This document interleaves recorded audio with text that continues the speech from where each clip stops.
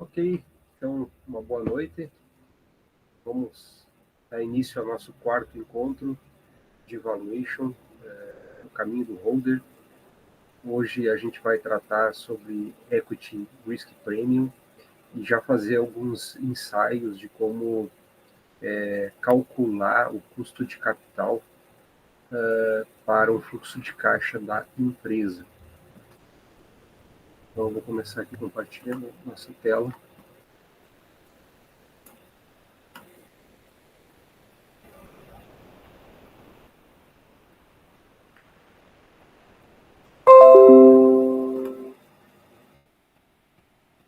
Então, prêmio de risco de capital é o nosso tema. Isto é a sessão 4 da aula do Modara, que é referente ao capítulo 7 do livro do Valuation. Então, nosso livro de referência da Modara. Também temos do Alexandre Assaf Neto e do Wilker e do Serra, né, de Valuation, e também Samonés. Aqui o link para a aula original, caso alguém queira ver como é que é em inglês a aula do próprio da Modara. E vamos para o conteúdo. Primeiro a lâmina em inglês e depois a tradução livre aqui realizada para a realização da aula. Além do material do Damodaran, como eu disse, eu trago materiais também do professor Alexandre Assaf Neto, do Wilker e do Samonés. Então, prêmio de risco patrimonial, é uma intuição. O prêmio de risco de ações é um prêmio que os investidores cobram para investir o patrimônio médio. O que seria patrimônio médio? A gente utiliza sempre uma média do ano anterior, por exemplo, 2022, com o ano, o último ano publicado, 2023. Porque para 2022 e 2023, a empresa usou um patrimônio médio. Então, é comum a gente fazer a média de dois balanços. Tá? Então, na falta de uma descrição melhor, pense nisso como se o preço de arcar como uma unidade de risco de ações. Se eu não tenho uma medida melhor de patrimônio, né, de prêmio de risco, eu posso pensar como uma unidade de risco de ação. Eu comprar uma ação a mais, né, quanto eu estaria incorporando em risco. Portanto, é uma função de como os investidores são avessos ao risco coletivamente e também quanto de risco eles veem no patrimônio médio de uma empresa. Tá? Então, eu posso comprar títulos e posso comprar, em vez disso, migrar para ações. Para mim migrar para ações, eu tenho que ter um plus, né, para correr risco. Dado que isso aqui eu teria um risco muito menor ou inexistente, que é o meu RF, e aí para ganhar, investir em ações, eu tenho que ter esse plus, algo a mais, que é chamado de prêmio de risco, né, ou risk premium. Tá? E a gente coloca o equity na frente, né, de ações, equity risk premium. Vou estar tendo essa soma. O nível do prêmio de risco de ações ele deve variar ao longo do tempo. Então, ele vai variar em função de alterações macroeconômicas, como inflação e crescimento do PIB. Tá? Então, aumenta a inflação, aumenta o meu prêmio que eu vou querer receber, esse Equity Risk Premium. Também em função do medo de risco catastrófico, uma quebra, como aconteceu da crise de 1929, né, o crack da Bolsa. E aí, se eu tivesse, naquele período, comprado títulos públicos, não teria essa exposição. Ou mais recente, a questão do mercado imobiliário em 2008, a crise, né, do mercado. Então, eu estar comprado em títulos, eu não tenho essa exposição, que é esse medo. Muita gente acha uma aposta, bolsa de valores é uma loteria, como se diz, uma aposta, né? Então, um cassino. E a transparência, ou falta dela, das empresas que emitem capital, é outro risco associado ao investir no mercado de ações. Então, eu estaria exposto ao risco. E por isso eu preciso de um prêmio para investir. Prêmios de risco patrimonial e o prêmio de risco histórico onipresente. Eu posso olhar para o passado da Bolsa de Valores e determinar uma média histórica de prêmio que ela paga. Tá? Então, o prêmio histórico é o prêmio que as ações ganharam historicamente sobre títulos sem risco. O que são títulos sem risco? A gente viu que é muito usado títulos públicos. Tá? Então, embora os usuários de prêmios de risco histórico ajam como se fosse um fato e não uma estimativa, ela sempre vai ser sensível eu analisar a história, tá? Como, por exemplo, onde eu tenho meu ponto de partida. Se eu utilizo uma data inicial 1928, se eu utilizo uma data inicial 1961, se eu utilizo uma data inicial 2001, né? Vou colocar mais recente aqui, 10 anos, de 2013 para cá. De 13, porque o último balanço divulgado em 2023, né? Então seria de 2020, 2014. Vai fechar 10 anos, contando inclusive, né? Eu alterando, tá? Se eu fizer uma média, né? Se eu utilizar um T-bill ou um T-bond, eu vou ter um prêmio diferente. E se usar uma média geométrica ou aritmética também. O que são os T-bills e os T-bonds? Né? T-bill é o título público americano de curtíssimo prazo, até um ano. Chama de T-bill. Bill é conta em inglês. Então, títulos de conta. T-notes, que é um vencimento médio até 10 anos. E os T-bonds, que variam entre 10 e 30. Aí a gente normalmente utiliza títulos de 10 anos. Se eu usar uma média geométrica, a gente tem o valor do período zero, período inicial, até o valor N que eu estou calculando, né? A gente chama de média geométrica. Portanto, tem diferença se eu usar uma média aritmética ou usar uma média geométrica. Tá? Por que eu usaria uma média geométrica? Geométrica ela é exponencial, né? Então, quanto mais próximo do meu período presente, né? Agora 2023, eu estou dando um peso maior, exponencialmente, um peso maior ao ano mais recente e menor ao ano mais atrasado. Tem uma lógica, porque a informação de ontem ela é mais útil do que a informação de 100 anos atrás. É boa para valores muito discrepantes. É verdade. Então, ela vai estar aproximando a média, né? Estou valorizando mais a minha informação mais próxima nessa questão geométrica. Agora, se ela for aritmética, né? Ela sobe e desce, ela tem uma certa estabilidade. Eu estou tendo um valor linear, né? Um valor linear, em vez de nessa geométrica eu tenho uma média mais próxima da exponencial, né? Então, o que a gente pode observar? Ó?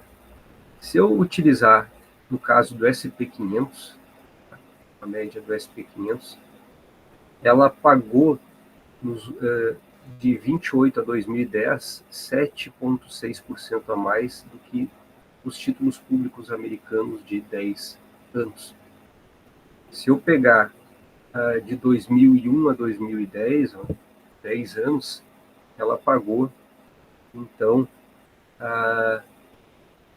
o que a gente tem aqui de 1,37, né, no caso dos T-bills, e esse valorzinho de baixo ali é o que a gente tem de desvio padrão. Um desvio padrão bastante alto. Ela paga 1,37, mas ela teve um desvio padrão de 6,37. Um desvio padrão alto, né? Então teve ano em 10 anos que ela pagou a menos do que os T-bonds e teve anos que ela pagou a mais, né? Então é uma alta variabilidade aí sendo explicada, né?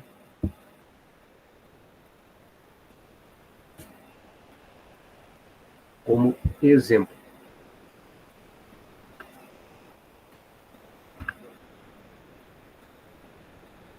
estimativa barulhenta, né? Então os perigos a gente confiar no passado.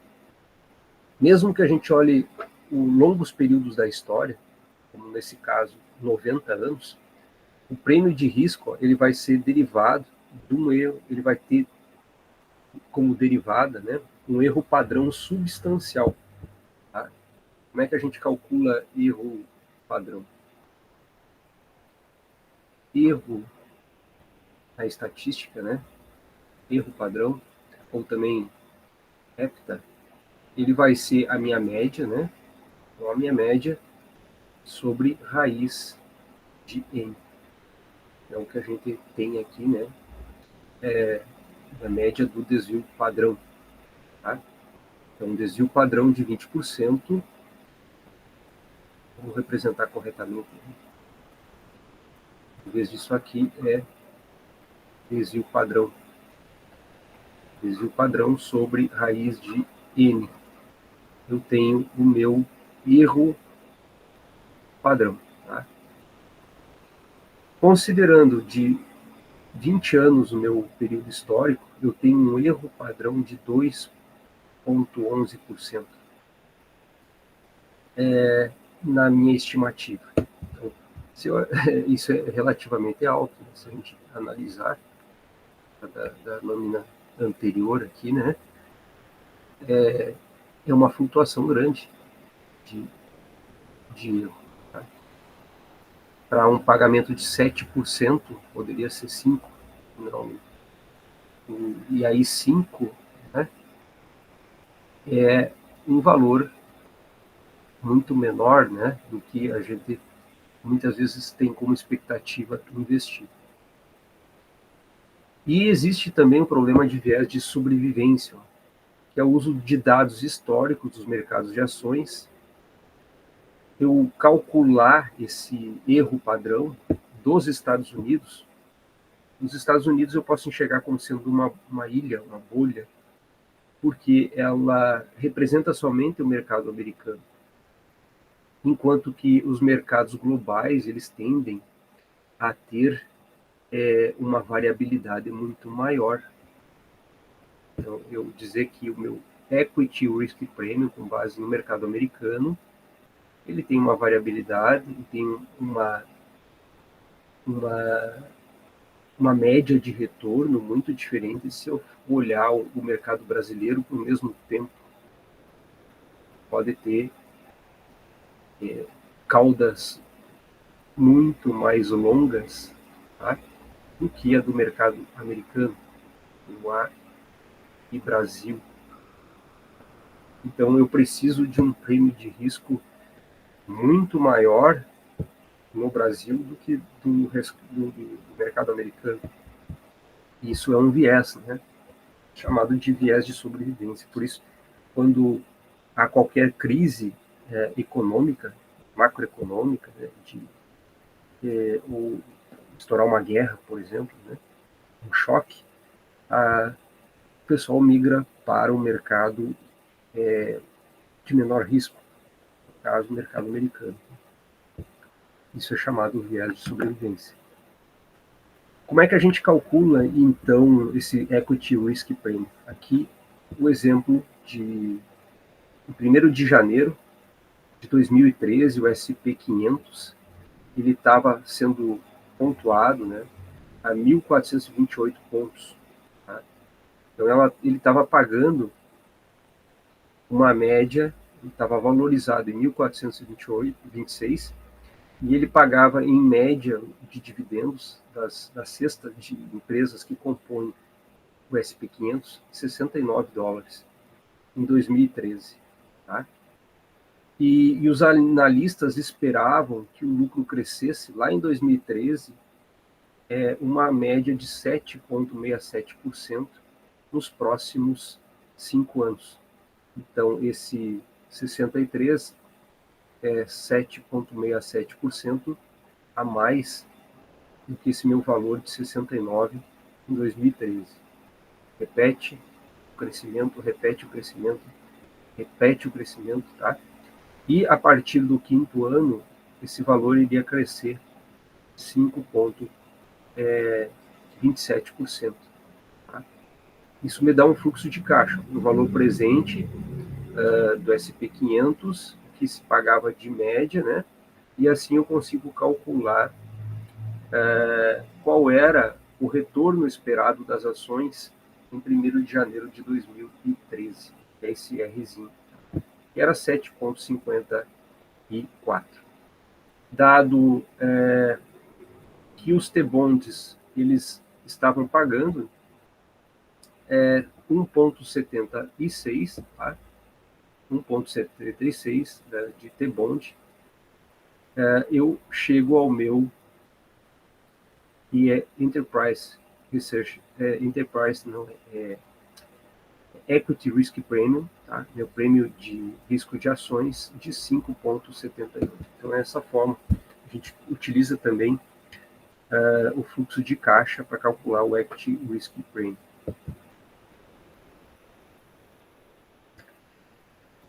Essa é uma série histórica de Equity Risk Premium calculado, né, do mercado acionário americano. O quanto ele, ao longo dos anos, desde 1960, aqui, essa minha planilha, o quanto ele paga a mais, né, do que os T-bonds americanos. Tá? O mesmo estudo a gente poderia apresentar aqui para o mercado brasileiro, e aí a gente ia se deparar com taxas de juros negativas, tá? Ou seja, um prêmio de risco negativo, ou seja, eu investi no Ibovespa tendo um retorno menor do que os títulos públicos brasileiros, tá? Atrelados aí, tendo como taxa básica referencial a Selic. Aí alguns colegas perguntaram se seria o mesmo redesconto na aula passada, né? A taxa de redesconto é a taxa que o Banco Central empresta para os bancos privados, e aí ela tem como referência a taxa Selic, mas não é a mesma. Ela normalmente é a taxa Selic mais um percentual, né, 4%, 6%, dependendo do prazo. Se for curto prazo, né, 6%, se for até 15 dias, 4%, se for até 90 dias de dinheiro emprestado, 1%, ou seja, seria Selic mais 6%, Selic mais 4%. E por isso muitos bancos, né, inclusive empresas, emitem títulos pagando 110, 140% do CDI, né? E o CDI normalmente é 90%, pode ser também variar, 90% do Selic. Então, ainda sai muito mais barato pagar 140 130, 110, do que, às vezes, pegar na taxa de redesconto, e, teoricamente, seria a mais barata, né? Tá? Então, por que os prêmios implícitos são importantes? Tá? Em muitos bancos de investimento é prática comum, especialmente em departamentos de finanças corporativas, o uso de prêmios de risco histórico. Então, a gente utilizar os dados históricos para prever o valor intrínseco das empresas, né? E olha como é importante, então, o mais comum é o uso de cálculo aritmético. Mas se eu usasse o cálculo geométrico, nesse exemplo aqui, eu calcular o valor geométrico, prêmio geométrico de 4,2, quando o aritmético é 5,78. O que iria acontecer, né? O meu fluxo de caixa. Lembrando que o fluxo de caixa, né? Fluxo de caixa sobre 1 mais a minha taxa, elevado no meu período, né? Na N, para achar o meu valor intrínseco. Então, se nós olhar a fórmula, tá? Se eu colocar um R, e esse R ele é aritmético,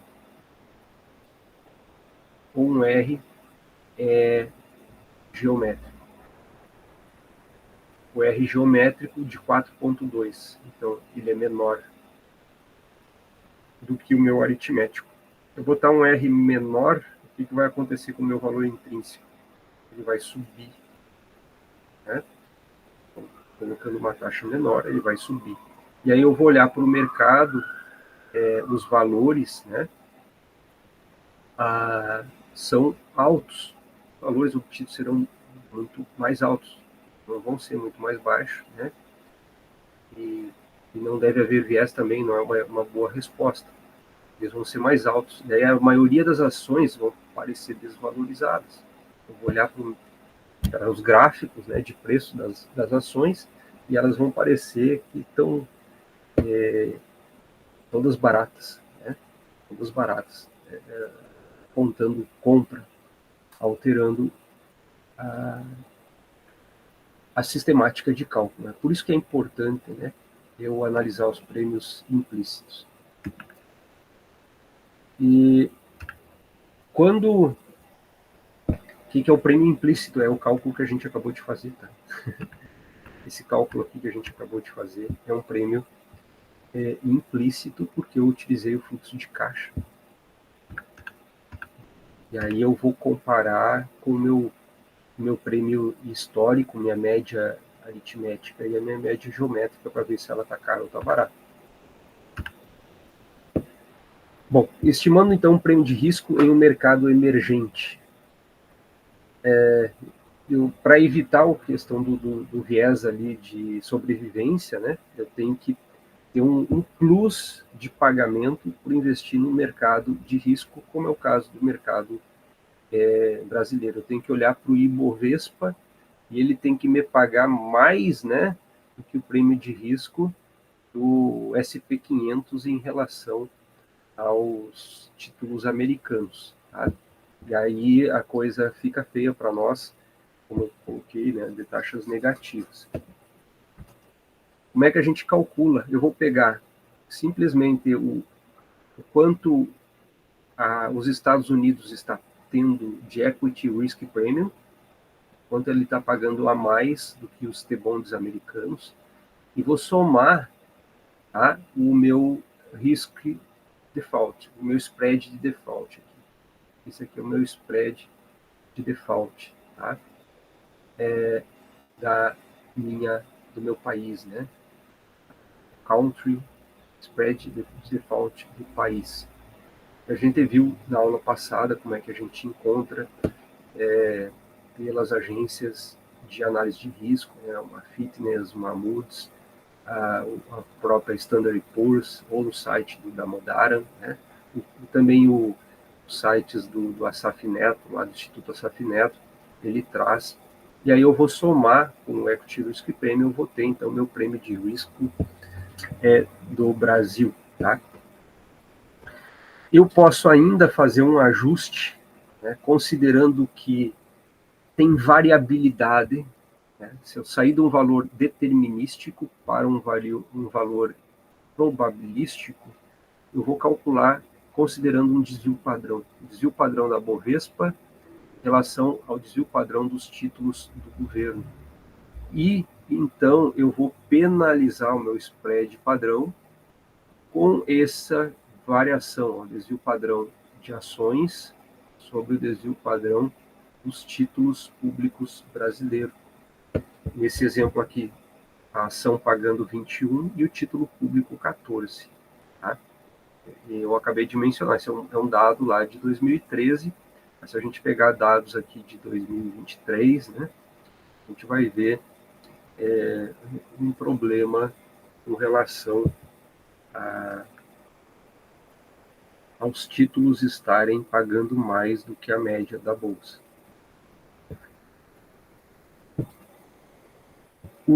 Portanto, eu posso sintetizar no livro do Damodaro, a gente vai encontrar 3 formas de calcular o Country Risk Premium. Né? A gente viu na aula passada o spread de inadimplência sendo considerado o próprio Country Risk Premium, que seriam os bondes do país, menos os bondes americanos. A gente tem, então, o spread de inadimplência. Né? Eu considerando o spread de inadimplência sempre somando, né, ao Equity Risk Premium de país maduro, tá? E considerando, então, essa relação de desvio padrão das ações do país em análise com os títulos do país. E lembrando, nós somos Brasil, mas eu poderia estar analisando a Argentina, poderia estar analisando Chile, poderia estar analisando outro país europeu, e aí eu preciso conhecer essas informações da bolsa local. E eu posso calcular pelo prêmio de risco americano,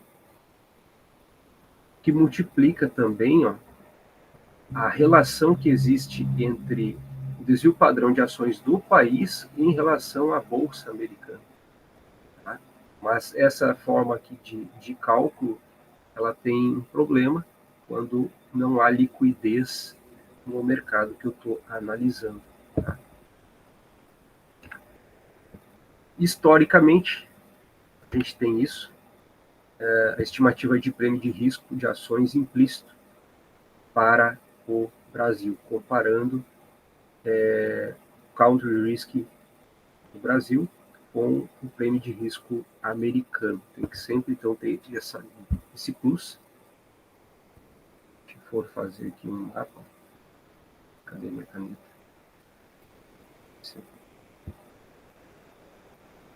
Esse é o Equity Risk Premium americano. E aqui, o Brasil. Então, a gente tem... Opa! Aqui, depois sobe. Ela vem diminuindo esse pagamento, né? Vinha diminuindo esse pagamento ou diferença, o Country Risk Premium. Essa tabela sintetiza o Country Risk Premium de diferentes países no mundo. Tá? Na América Latina, na Europa, também aqui no Oriente Europeu, na Rússia, tá? Na Ásia, no Oriente Médio. E quais são os países que são considerados livres de risco? A gente tem a Finlândia, 0. A gente tem a Noruega, né? Tem quem mais aqui? A Suíça, né? Suécia, a Austrália. Singapura também. Hã? Singapura também. Singapura. São considerados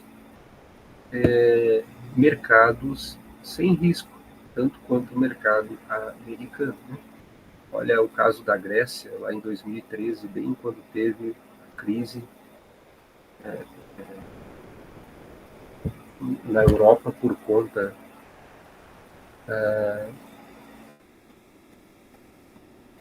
da previdência, né? Excesso de benefícios e o que a gente está vendo, né? Problema de déficit fiscal. Então era um país de alto risco, com uma probabilidade de inadimplência, né? Da gente entrar lá, em vez de ganhar dinheiro, perder. Então, o fato de aparecer o percentual maior, né? Ela não significa que a gente vai ganhar dinheiro. É o que a melhor decisão é sempre analisar o VPL, o Value Present Value, no caso de valor intrínseco e no caso de investimento em um ativo, aí eu tenho que considerar, né, o VPL, o Present Value, o líquido.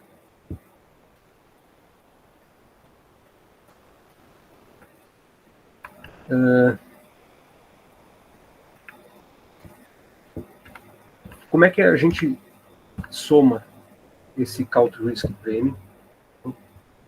Tem 3 abordagens, basicamente. Eu mostrei um pouco na aula passada. Eu posso supor que todas as empresas do país estejam igualmente ou expostas ao risco. Então, essa é uma suposição bastante forte. É uma suposição. Muita gente faz o cálculo dessa forma, e aí já é um erro que eu estou cometendo, né? E imaginar que a Petrobras tem a mesma exposição ao mercado brasileiro, que uma Embraer, que uma outra empresa qualquer, uma Magazine Luiza, tem o mesmo risco associado ao Brasil por ter nascido no Brasil, né? Então, eu vou utilizar essa primeira equação quando a gente entende que isso é verdade. Tá? Que a taxa média livre de risco é o RF, mais o Country Risk Premium, mais um beta que multiplica o Equity Risk Premium do mercado maduro. Normalmente é o mercado americano que a gente utiliza. A segunda forma, eu vou calcular o beta em cima do meu Country Risk Premium. Tá? Quando é que eu vou fazer isso? Se a minha empresa, eu suponho que a minha empresa, ela tem um risco país semelhante à exposição de outros riscos de mercado. Mercados onde ela atua, ela está exposta ao mesmo risco. Porque nós vamos ver que, além do Country Risk Premium, tem o risco da empresa, o risco do negócio da empresa. Uma coisa é ela ser uma mineradora, e aí ela depende do local, né? Ela não tem como mudar a matriz energética, construir uma fábrica em outro lugar, porque a mineradora ela é fixa, está, né? Plantada na terra. Então ela tem uma exposição maior. Tá? Agora, se ela consegue mudar, aí eu posso assumir, e o risco que ela tem, ela é o mesmo de outros mercados. E a terceira abordagem é eu considerar que, além de um beta, um lambda multiplicando o meu cálculo do risk premium, que a gente vai ver como a gente calcula, se eu considero que a empresa tem um risco diferente das demais empresas do mercado. Então, a minha esperança do retorno, meu Rzinho que eu vou usar, esperança do retorno, meu R, isso para o capital próprio só dos acionistas, né? Vai ser a minha taxa livre de risco, mais um beta, mais um lambda, e eu ainda posso considerar esses outros 2 fatores que eu estou apresentando agora pela primeira vez, que é o side premium, né, o prêmio de tamanho da empresa, e mais ainda um management premium, um prêmio de administração de gestão, né? Ela pode ter amadores na gestão, como pode ter um pessoal muito experiente. Isso faz uma diferença grande. Aí eles podem isolar o risco país, tá? Com edge, se proteger, fazer um seguro, se protegendo do risco daquele país. Como? Usando, por exemplo, o mercado de derivativos, com opções, né, de compra, mercado a termo. Então, aí você tem uma gestão profissional e o risco, então, do país você consegue reduzir bastante ou até mesmo eliminar. E tem esse prêmio de tamanho da empresa. Eu comparar uma empresa brasileira, o tamanho de uma empresa brasileira, perto de uma empresa americana, mesmo a maior, né? Pegar uma Petrobras, não sei quanto deve estar hoje, mas em torno do que uns 0,3, uns 300, 500 bilhões de dólares a avaliação. Isso é uma fração do que vale uma Apple, uma Microsoft. Então elas são muito pequenas, né? E eu posso penalizar. Isso que eu estou considerando uma grande. Imagina uma empresa que não seja uma blue chips do mercado brasileiro. São muito pequenos realmente, comparando com as empresas americanas. Isso representa mais risco. Então o prêmio de tamanho, as pequenas empresas tendem a estar mais expostas a determinados riscos, como acesso a capital, não tem acesso a recursos, a empréstimos, com questão à profundidade de gestão, a concentração de clientes, tem pouca liquidez no mercado acionário também, do que a grandes empresas. E como resultado, apesar das dúvidas sobre a persistência de um pequeno prêmio de ações, é comum considerar, então, aplicar tal prêmio na sua avaliação. Aqui, antes, eu trouxe uma boa estimativa para o prêmio. Esse prêmio é usar o alfa de Jensen, tá? Para o cálculo, que seria o meu azinho da minha regressão, né? Y é igual a A mais bx, esse A é chamado de alfa de Jensen. A diferença desse A para o meu RF, né? O prêmio de RF esperado pela minha regressão do CAPM. Tá? Demais.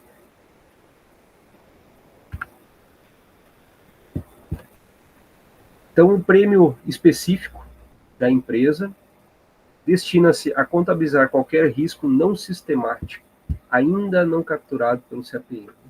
Tem algumas razões para incluí-lo. É a estimativa de custo de capital próprio, incluindo risco de projeção, risco de concentração, tá? Concentração de clientes, equipe de gestão inferior, né? Risco de funcionários-chave, tá? E risco de liquidez.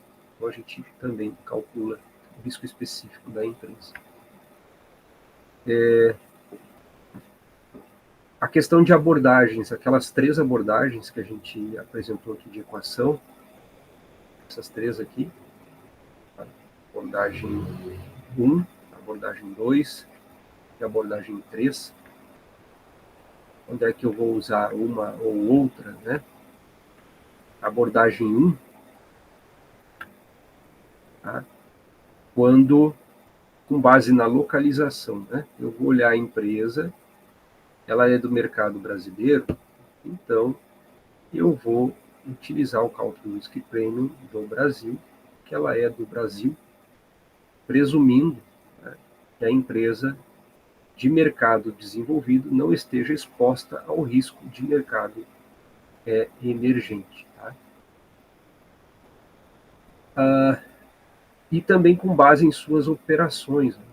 Em vez de olhar onde ela nasceu, certidão de nascimento dela, eu olhar onde é que ela opera. Tá? É uma forma de eu incorporar o cálculo de risco e prêmio considerando o mercado de operação da empresa. Exemplo,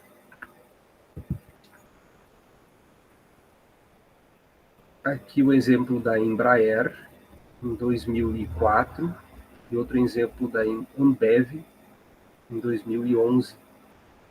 Então, a gente olha o mercado da Embraer em 2004.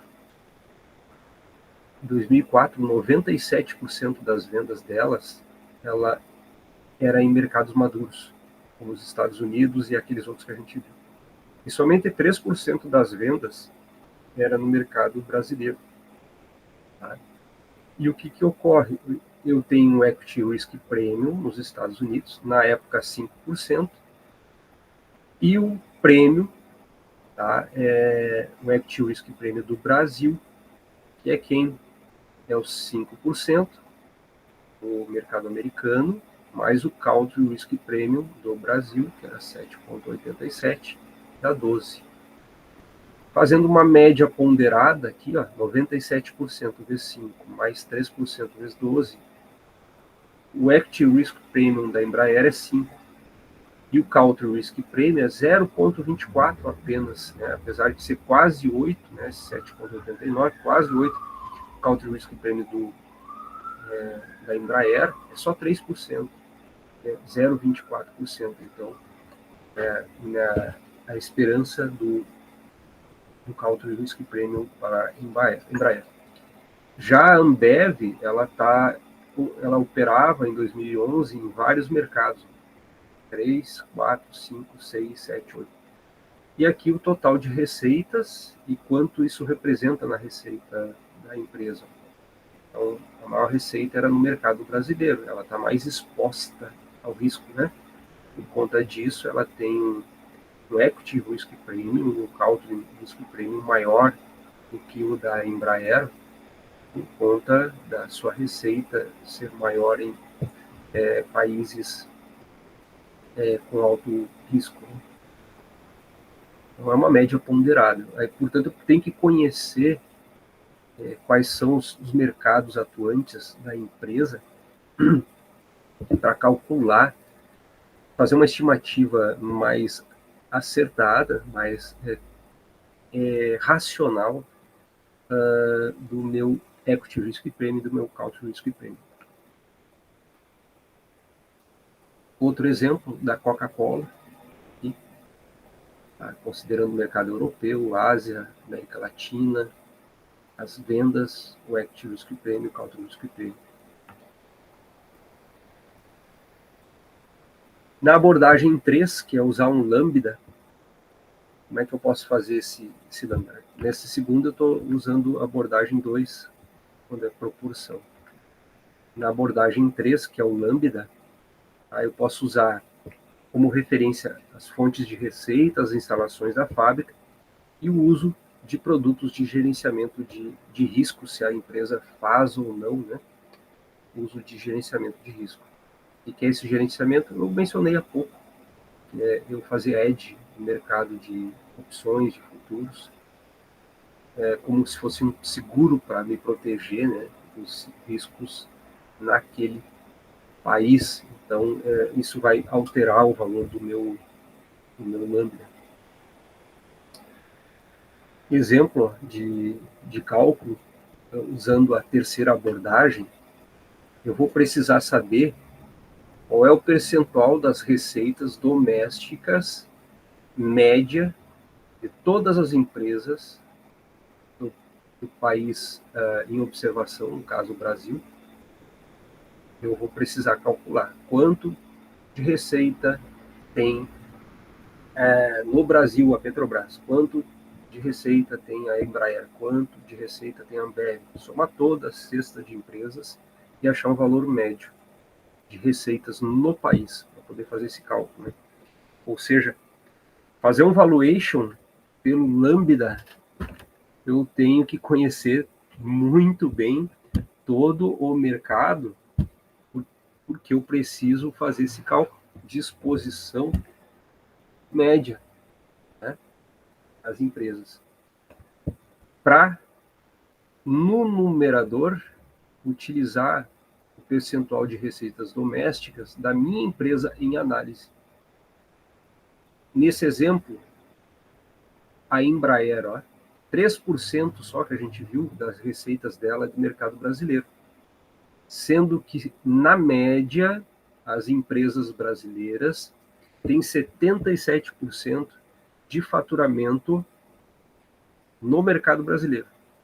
23% do faturamento das empresas com capital aberto no Brasil vem de receita no exterior.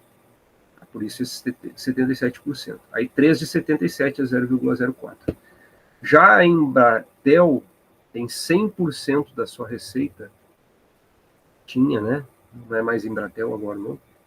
Tinha 100% da sua receita no mercado brasileiro, quando a média das empresas era 77. Então, eu teria que multiplicar por um lambda de 1,3. Eu estaria penalizando a Embratel, ela tem mais risco, né, que a média das empresas brasileiras. Então, ela está mais exposta ao mercado local, por isso 1,3. E aí eu entro na minha equação que a gente viu lá anteriormente. Tá? Essa é uma forma bastante usual, mas muito trabalhosa. Então, tem que estar no mercado, tem que ter uma equipe de profissionais grande, né? Os dados sempre alimentando essas informações, tem informação. Então, no mercado profissional, a gente vai ter isso, né? Porque o pessoal tem assinaturas, aí entra assinar uma Bloomberg, você tem tudo que é informação, né? À sua disposição. Sai caro, né? Muito caro, então tem que ser um grande investidor. Se a gente for em Nova York, lá na New York University, no grupo lá de pesquisas da Modara, ele não alimenta a planilha sozinho, né? Tem um grupo de professores, de alunos, e vão alimentando essas planilhas. Então, para montar esses cenários, todos que a gente está estudando. Existem betas históricos, como aqui sendo apresentado, né? Betas históricos fundamentais com alavancagem financeira. Tá? O que é essa alavancagem financeira? Eu pego um balanço patrimonial de uma empresa e olho uma empresa sem alavancagem, todo o meu ativo é meu PL. Mas isso é algo hipotético, né? É o ideal, muito difícil a gente enxergar uma empresa. Até tem algumas próximas, mas vai acontecer de parte ser dívida, débito, e outra equity. Eu tenho meus assets, tá? Esse equity é o meu PL. E então eu já tenho uma alavancagem.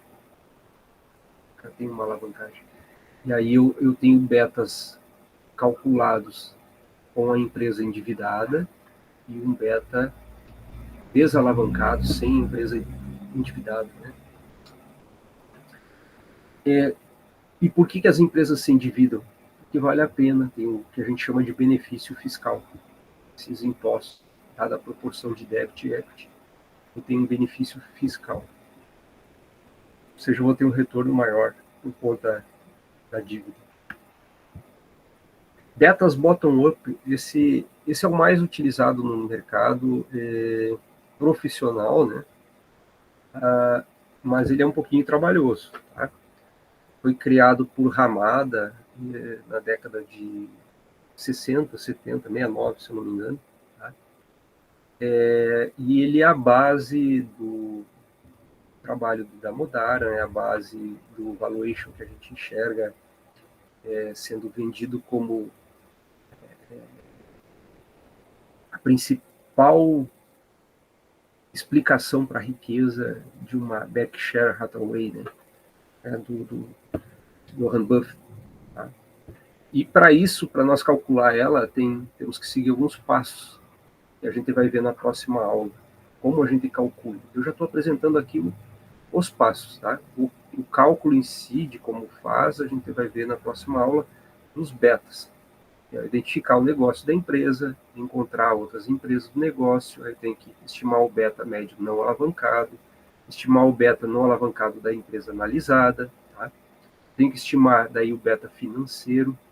E aqui surge uma nova expressão que a maioria dos analistas do mercado, a gente pouco enxerga aqui no Brasil, calcular o que se chama de alavancagem operacional. O pessoal somente usa a alavancagem financeira e para por aí, que dá trabalho fazer isso aqui. Existe uma alavancagem total, tá? Além da alavancagem financeira, uma alavancagem operacional, é dada pelos custos fixos sobre os custos variáveis. E aí eu tenho que, nos demonstrativos, né, levantar essa informação do que é custo fixo, o que é custo variável, de todas as empresas do setor, né, e também da minha empresa, para poder fazer essa análise e chegar ao beta alavancado total. Existem betas de contabilidade, eu esqueci o preço de ações, ou rentabilidade das ações, que é o mercado secundário, e analisar o beta em função da contabilidade, com base no lucro da empresa e nos ganhos do SP500. Mas isso tem algumas críticas, como o problema do erro padrão, né? A gente já viu que o erro é desvio padrão sobre raiz do período que eu estou analisando.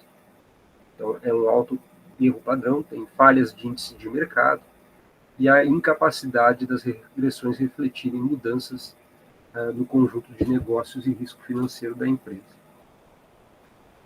Então, para montar, quando eu tenho uma empresa endividada, em dívida, eu não tenho só CAE. CAE vai ser igual a meu R, né? Se a empresa não é alavancada. Mas se ela tem dívida, e a maioria tem, a grande maioria absoluta tem, eu tenho que calcular o custo da dívida. E o custo da dívida, ela tem essa fórmula. Taxa livre de risco, mais spread de inadimplência do país, que a gente já aprendeu como achar, e o spread de inadimplência da empresa, que eu também mostrei na aula passada. Eu vou somar o spread de inadimplência da empresa ao do país e a taxa livre de risco, e assim eu chego ao meu custo de dívida da empresa. E isso é antes do imposto de renda. Se eu considerar o imposto de renda do país, aqui no Brasil é muito comum usar o número mágico, 34%, que é outra estimativa, um arredondamento, né, bastante grosseiro, e tem empresas que pagam mais, tem empresas que pagam menos. Isso é uma média. Eu precisaria calcular exatamente, né, quanto é que a empresa vem pagando de impostos. E ainda corrigir pela inflação. Aí eu pegar esse meu custo após os impostos e corrigir a inflação do Brasil e a inflação nos Estados Unidos para achar o meu custo de dívida em reais. Tá?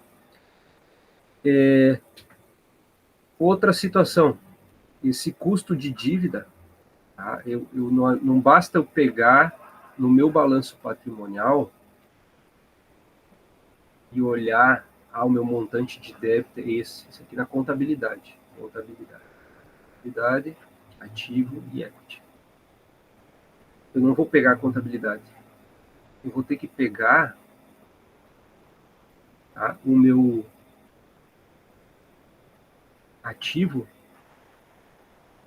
dívida e equity de mercado. Quanto vale a dívida da empresa a valores de mercado. E ainda conhecer qual é a maturidade dessa dívida.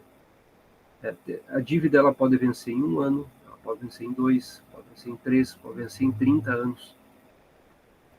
E, novamente, eu vou aplicar o fluxo de caixa para daí trazer a minha dívida que eu vou ter que pagar a valor presente. Quanto representa a minha dívida? E vence em 5 anos, em 4 aqui, ou até chegar, né? Período que eu tenho.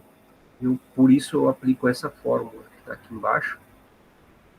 para trazer para valor presente a minha dívida. Isso aqui nada mais é do que uma série uniforme, né? Está considerando, por exemplo, uma série uniforme com um valor final, um valor residual no final, tá?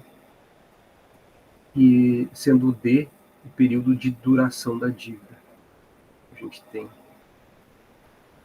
E aí eu vou trazer para valor presente essa dívida. Tá?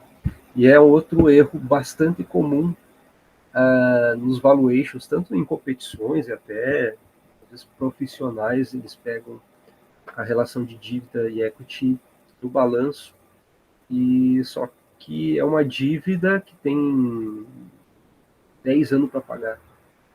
Então, o valor presente da dívida, se eu quisesse quitar, né, se lá no banco, vou quitar, mas seria bem diferente.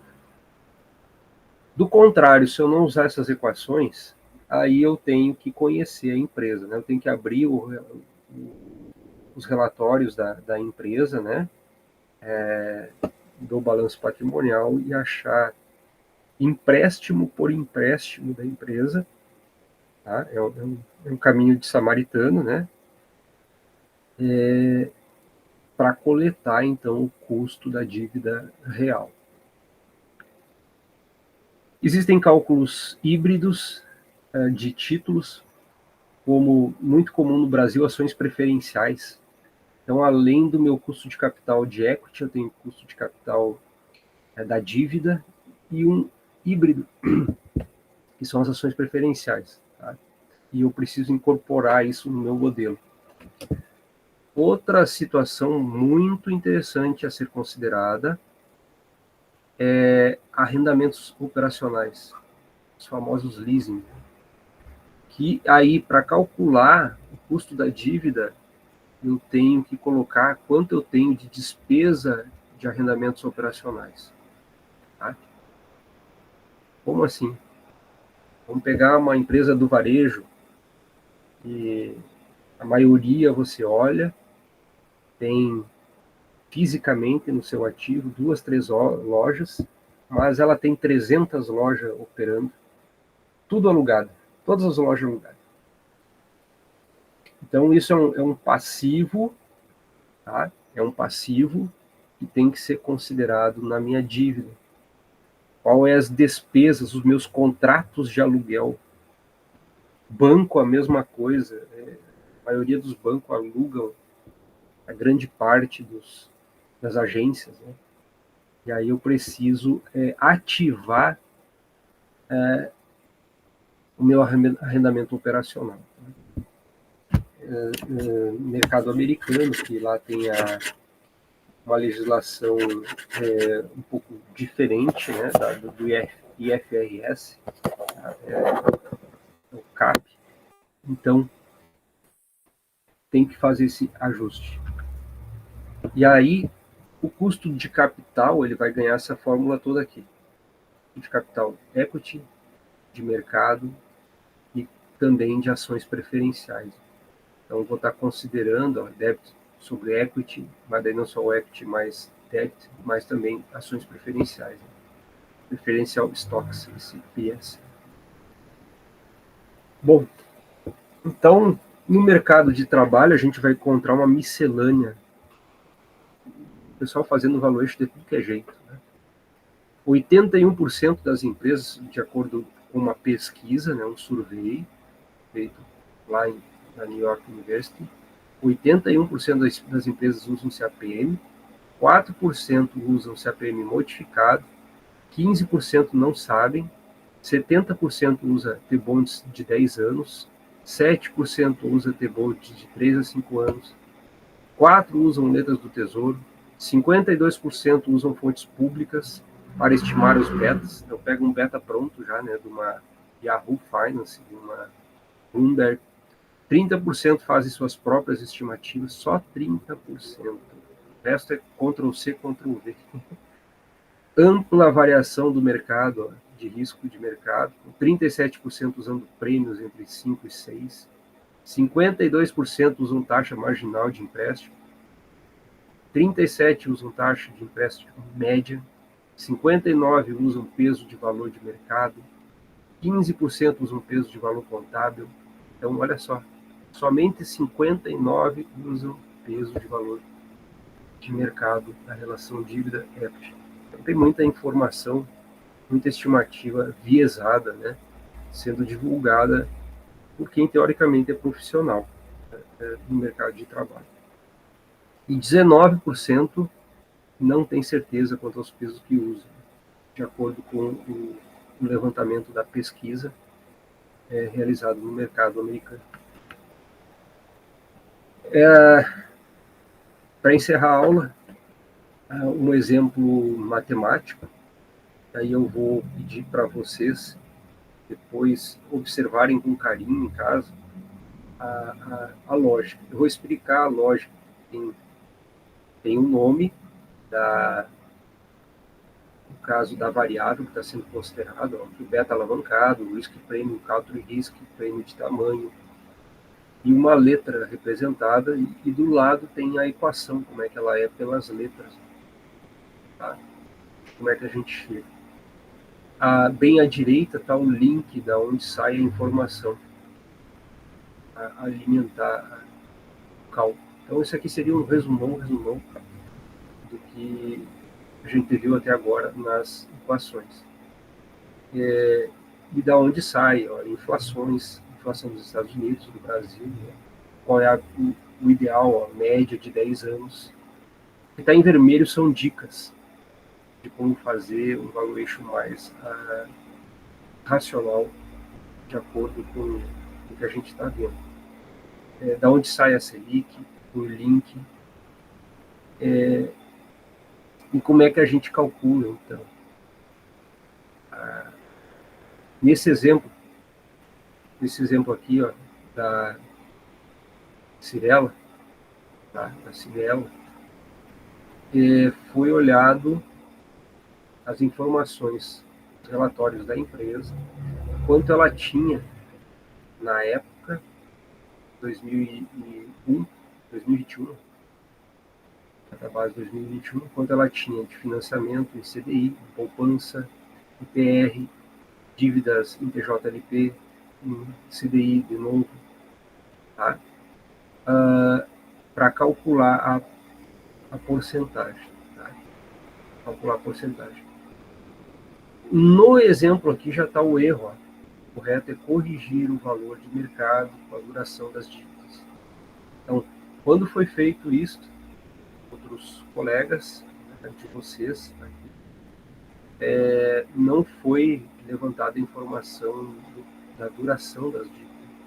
Aí já é um viés, né? Já é um dos erros cometidos aqui.